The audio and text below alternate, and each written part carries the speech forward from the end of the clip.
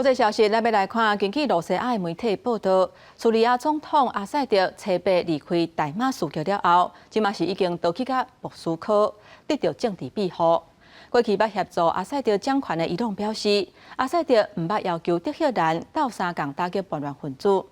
不过13年前的内战造成50多万人。叙利亚人无命，也阁有几百万人孤不离种，都要离开家园。即马阿塞德政府倒台，毋但美国、英国甲德国在内等等大国领袖感觉欢喜，伫欧洲有真侪叙利亚的难民是欢喜甲去罗林大声庆祝。叙利亚总统阿塞德的官车互人抢劫，伊的相片被等伫咧涂骹踏来踏去，百姓总入去会当搬的物件尽量搬，还有人找到一张祝福阿塞德囡仔卡里姆生日快乐的卡片。اللي عايشينه هو الفقر والتعتير والحرمان فاجيت شوف لقيت اللي عنده اياه نحن ما عنا اياه 俄罗斯媒体报道，阿塞德伫咧离开大马士革了，已经到俄罗斯，两个国家关系一直拢真好。即马因一家伙仔得到莫斯科当局的政治庇护。俄罗斯讲，阿塞德伫咧甲反抗军谈判了后离开，讲愿意和平移交政权。反抗军领袖乔拉尼讲，叙利亚国家机构将会由前总理贾拉里来管理，一直到完成政权移转。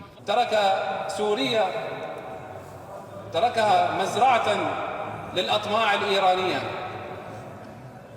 نشر فيها الطائفية 进前协助阿塞德掌权的伊朗讲，阿塞德从来就无要求德黑兰斗相共打击叛乱分子。伊朗驻叙利亚大使指责是以色列造成阿塞德政权倒台。به طرف‌ها به در واقع مخالفین امکانات و تجهیزات مدرنی دادن که خیلی از کشورهای شاید پیشرفته دنیا می تجهیزات مدرن رو ندارن. 叙利亚沙姆解放组织领导反抗军才一礼拜就拍破内战长期紧调的情形，以闪电攻势直接挑战阿塞德的政府军，攻入去首都，和国际真震惊。边爱国家黎巴嫩、约旦、叙利亚为甲边界关起来，为设置缓冲区，伫国内外拢有叙利亚人伫咧庆祝。本国的百姓大声喊着得到解放，总算自由。超过13年的内战，造成50多万的叙利亚人死亡，几落百万人被迫逃离家园，其中真侪走去欧洲的人，拢伫咧德国、希腊、土耳其，真欢喜的庆祝。国际领导人像美国总统拜登、